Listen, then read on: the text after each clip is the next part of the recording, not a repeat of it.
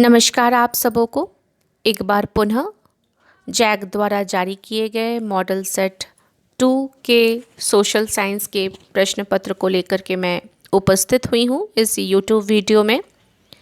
Term 1 का ये set 2 है। कुल 40 प्रश्न हैं। सभी प्रश्नों के उत्तर देना अनिवार्य है। सभी प्रश्नों के लिए एक एक अंक है।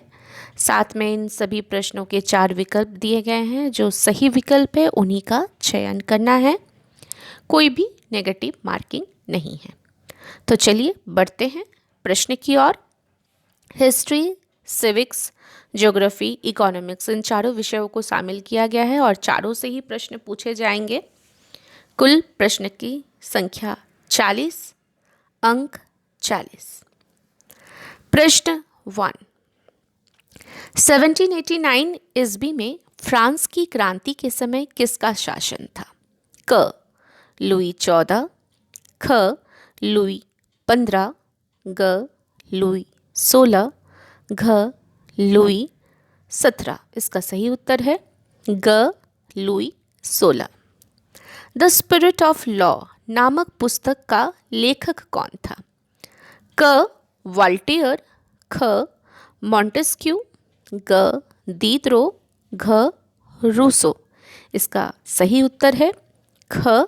मॉन्टेस्क्यू। प्रश्न संख्या 3, यह किसका कथन है? जब फ्रांस छींकता है तो बाकी यूरोप को सर्दी जुकाम हो जाता है। क.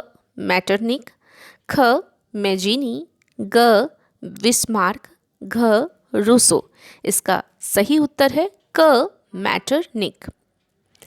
प्रश्न संख्या 4, जर्मनी का एकीकरण कब पूरा हुआ? क. 1851 ईस्वी, ख. 1861 ईस्वी, ग. 1871 ईस्वी और घ. 1881 ईस्वी। इसका सही उत्तर है ग. 1871 ईस्वी। क्वेश्चन नंबर 5, फ्रेडरिक सरयू कौन था? क. फ्रांसीसी चित्रकार, ख. जर्मन दार्शनिक, ग. ऑस्ट्रिया का इतिहासकार, घ. ब्रिटेन का प्रधानमंत्री।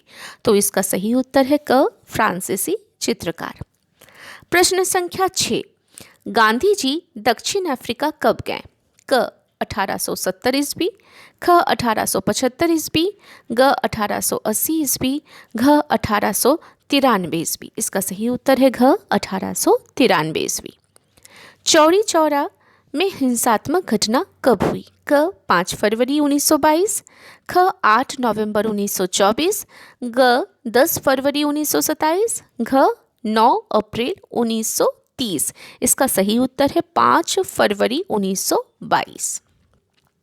आगे बढ़ती हूँ क्वेश्चन नंबर 8 की ओर। रॉलेट एक्ट कब पारित हुआ? क. 1918 ईस्वी, ख. 1919 ईस्वी, ग. 1920 ईस्वी, घ. 1921 ईस्वी। इसका सही उत्तर है ख. 1919 ईस्वी। वंदे मातरम गीत किस पुस्तक से लिया गया है? क. आनंद मठ, ख. गीतांजलि, ग. गीता रहस्य, घ. हिंद स्वराज। इसका सही उत्तर है क. आनंद मठ। प्रश्न संख्या 10, बापू किन्हें कहा जाता है? क. डॉक्टर राजेंद्र प्रसाद, ख. महात्मा गांधी, ग. रविंद्रनाथ टैगोर, घ. पंडित जवाहरलाल नेहरू। इसका जो उत्तर है ये सभी को पता है। जी हाँ, बिल्कुल सही। इसका उत्तर है ख. महात्मा गांधी। महात्मा गांधी को बापू नाम से भी संबोधित किया जाता है। प्रश्न संख्या 11, समाप्यता के आधार पर संसाधन कितने प्रकार के होते हैं? क. 2, ख. 3, ग. 4, घ. इनमें से कोई नहीं। इसका सही उत्तर है क. 2। प्रश्न संख्या 12, निम्नलिखित में से किस राज्य में सीढ़ीदार खेती की जाती है? क. पंजाब, ख. उत्तर प्रदेश का मैदान, ग. हरियाणा, घ. उत्तराखंड। इसका सही उत्तर है घ. उत्तराखंड। प्रश्न संख्या 13, पूर्वी तट के नदी डेल्टाओं पर किस प्रकार की मृदा पाई जाती है? क. लाल और पीली, ख. काली, ग. जलोढ़, घ. ज्वारीय। इसका सही उत्तर है ग. जलोढ़। प्रश्न संख्या 14, किस मृदा को रेगर या स्वतः जुताई वाली मृदा भी कहते हैं? क. काली, ख. जलोढ़, ग. लाल, घ. लेटेराइट। इसका सही उत्तर है क. काली। इनमें से कौन सा संरक्षण तरीका समुदायों की सीधी भागीदारी नहीं करता है? क संयुक्त वन प्रबंधन, ख चिपको आंदोलन, ग बीज बचाओ आंदोलन, घ वन्य जीव पशु विहार का परिसीमन। इसका सही उत्तर है घ वन्य जीव पशु विहार का परिसीमन। आगे बढ़ते हैं प्रश्न संख्या 16 की ओर। भारत जैव विविधता में समृद्ध देश है।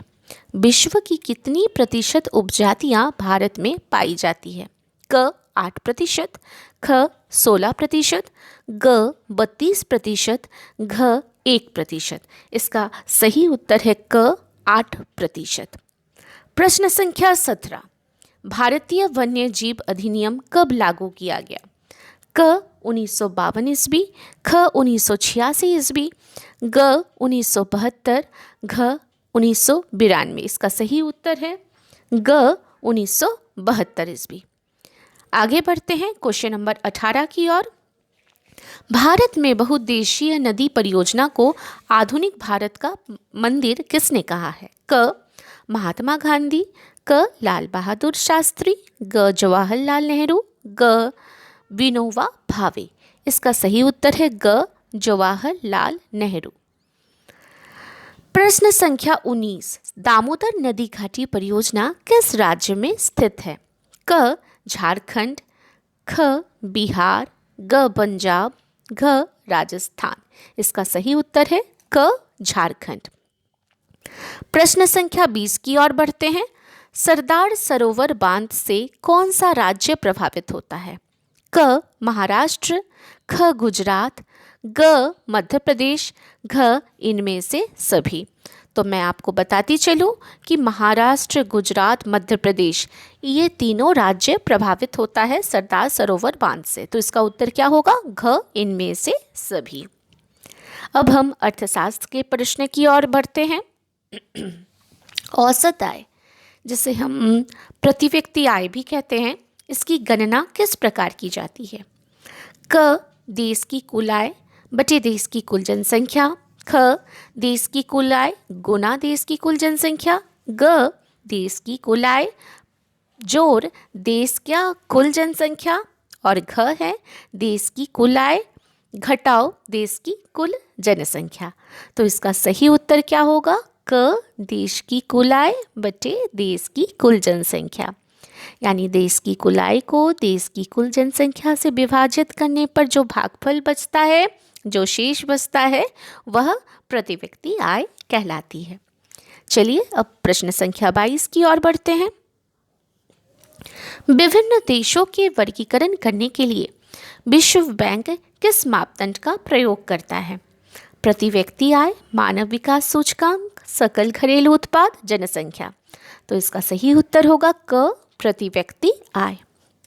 प्रश्न संख्या 23। नवीकरणीय साधन का उदाहरण है? क कोयला, ख पेट्रोल, ग भूमिगत जल, घ उपरोक्त सभी। तो इसका सही उत्तर होगा ग भूमिगत जल। हम आगे बढ़ते हैं प्रश्न संख्या 24 की ओर। लोगों के विकास के लक्ष्य क्या होते हैं? क समान, ख भिन्न या परस्पर विरोधी, ग अपरिवर्तित, घ इनमें से कोई नहीं। तो इसका सही उत्तर है ख भिन्न या परस्पर विरोधी। प्रश्न संख्या 25। रामू एक किसान है जिसने अधिशेष गेहूं को एक आटा मिल के मालिक को 10 रुपया प्रति किग्रा की दर से बेचा। मिल मालिक ने बिस्कुट कंपनी को आटा 15 रुपया प्रति किग्रा की दर से बेच दिया। बिस्कुट कंपनी ने आटे के साथ चीनी एवं तेल जैसी चीज़ों का उपयोग कर बिस्कुट के 4 पैकेट बनाए और बाजार में उपभोक्ताओं को 80 रुपया में बिस्कुट बेचा। सकल घरेलू उत्पाद की गणना में उपयुक्त में से किस वस्तु के मूल्य को लिया जाएगा? क गेहूँ, ख आटा, ग चीनी एवं तेल, घ बिस्कुट। इसका सही उत्तर है घ बिस्कुट। प्रश्न संख्या 26। विनिर्माण की क्रिया किस क्षेत्र का भाग है? क सेवा, ख कृषि एवं सहायक, ग द्वितीयक, घ प्राकृतिक। इसका सही उत्तर है ग द्वितीयक, यानी द्वितीयक क्षेत्र को हम विनिर्माण क्षेत्र भी कहते हैं। अब हम लोग आगे बढ़ते हैं प्रश्न संख्या 27 की ओर। अनीता एक साड़ी की दुकान में काम करती है जहां सवैतनिक अवकाश का कोई प्रावधान नहीं है, जबकि सीता एक सरकारी अस्पताल में नर्स है जहां उसे वर्ष में कुछ दिन सवैतनिक अवकाश मिलता है। इन दोनों में से किसका कार्य क्षेत्र संगठित है और किसका असंगठित? क अनीता असंगठित तथा सीता संगठित, ख अनीता संगठित तथा सीता असंगठित, ग अनीता संगठित तथा सीता संगठित, घ अनीता असंगठित तथा सीता असंगठित। इसका सही उत्तर है क अनीता असंगठित तथा सीता संगठित। हम लोग आगे बढ़ते हैं क्वेश्चन नंबर 28 की ओर। अंतिम वस्तुओं के मूल्य में मध्यवर्ती वस्तुओं का मूल्य डैश होता है। क पहले से ही शामिल, ख बाद में शामिल, ग शामिल नहीं, घ उपरोक्त में से कोई नहीं। इसका उत्तर होगा क पहले से ही शामिल। प्रश्न संख्या 29। राष्ट्रीय ग्रामीण रोजगार गारंटी अधिनियम कब अस्तित्व में आया? क 2005 ईस्वी, ख 2006 ईस्वी, ग 2007 ईस्वी, घ 2008 ईस्वी। इसका सही उत्तर है क 2005 ईस्वी। प्रश्न संख्या 30 जो कि अर्थशास्त्र का अंतिम प्रश्न है। भंडारण को किस क्षेत्र में शामिल किया जाता है? क प्राथमिक, ख द्वितीयक, ग तृतीयक, घ चतुर्थ। इसका उत्तर होगा ग तृतीयक, जिसे सेवा क्षेत्र के नाम से भी पुकारते हैं, जिसमें किसी भी वस्तु और सेवा का उत्पादन नहीं होकर वरन सेवाओं का सृजन होता है। तो भंडारण जो है वो तृतीयक क्षेत्र में शामिल है। अब चलिए हम बढ़ते हैं सिविक्स के क्वेश्चंस की ओर। प्रश्न संख्या 31। संघीय शासन व्यवस्था के संबंध में निम्न में से कौन असत्य है? क देश की एकता की सुरक्षा करना और उसे बढ़ावा देना, ख क्षेत्रीय विविधताओं का सम्मान करना, ग विभिन्न स्तर की सरकारों के बीच सत्ता का बंटवारा, घ अदालतों को संविधान और विभिन्न स्तर की सरकारों के अधिकारों की व्याख्या का अधिकार न होना। तो इसका जो उत्तर है वो होगा घ अदालतों को संविधान और विभिन्न स्तर की सरकारों के अधिकारों की व्याख्या का अधिकार न होना। अब चलिए बढ़ते हैं प्रश्न संख्या 32 की ओर। बेल्जियम में फ्रेंच भाषा बोलने वालों का प्रतिशत कितना है? क 20, ख 30, ग 40 और घ 50। इसका सही उत्तर है ग 40। प्रश्न संख्या 33। श्रीलंका में तमिल को कब राजभाषा घोषित किया गया है? क 1956, ख 1958, ग 1960, घ 1962। इसका जो सही उत्तर है वो है क 1956, यानी 1956 में श्रीलंका में तमिल को राजभाषा घोषित किया गया है। प्रश्न संख्या 34। संविधान में कुल कितनी भाषाओं को अनुसूचित भाषाओं का दर्जा दिया गया है? क 15, ख 17, ग 19, घ 22। इसका सही उत्तर है घ 22। प्रश्न संख्या 35। निम्न में से कौन सुमेलित नहीं है? क भारतीय संघ राष्ट्रपति, ख राज्य उपराष्ट्रपति, ग नगर निगम मेयर, घ ग्राम पंचायत सरपंच या मुखिया। तो इसका सही उत्तर है जो सुमेलित नहीं है वो है राज्य उपराष्ट्रपति। प्रश्न संख्या 36। 7 पार्टी अलायंस जिसे सप्तदलीय गठबंधन कहा जाता है का गठन किस देश में किया गया था? क चीन, ख नेपाल, ग बोलीविया, घ श्रीलंका। इसका सही उत्तर है ख नेपाल। प्रश्न संख्या 37 की ओर हम बढ़ते हैं। प्रश्न संख्या जो 37 है वो हमें बताता है कि बोलीविया, ये मैं आप लोग के सामने स्क्रीन में शेयर कर रही हूँ, बोलीविया किस महादेश में अवस्थित है? क अमेरिका, ख लातीनी अमेरिका, ग अफ्रीका, घ यूरोप। इसका सही उत्तर है ख लातीनी अमेरिका। क्वेश्चन नंबर 38, बोलीविया में जलयुद्ध नामक आंदोलन का नेतृत्व किसने किया था? क फेडेकोर, ख सेवन पार्टी अलायंस, ग बामसेफ, घ national alliance for pulse movement. इसका सही उत्तर है फेडेकोर। क्वेश्चन नंबर 39 की ओर बढ़ते हैं। इनमें से कौन सा कथन असत्य है? क राजनीतिक दल राजनीतिक पक्ष लेते हैं जबकि दबाव समूह राजनीतिक मसलों की चिंता नहीं करते। ख दबाव समूह कुछ लोगों तक ही सीमित होते हैं जबकि राजनीतिक दल का दायरा ज़्यादा लोगों तक फैला रहता है। ग दबाव समूह सत्ता में नहीं आना चाहते जबकि राजनीतिक दल सत्ता हासिल करना चाहते हैं। घ दबाव समूह और राजनीतिक दल समान प्रकृति के हैं। इसका सही उत्तर है घ दबाव समूह और राजनीतिक दल समान प्रकृति के हैं। अब हम लोग बिल्कुल अंतिम छोर पर आ गए हैं, बिल्कुल अंतिम प्रश्न पर आकर रुक गए हैं और वो प्रश्न है, नेपाल में SPA 7 पार्टी अलायंस ने किसे अंतरिम सरकार का प्रधानमंत्री चुना था? क गिरिजा प्रसाद कोइराला, ख राजा ज्ञानेंद्र, ग राजा बीरेंद्र, घ राजा महेंद्र।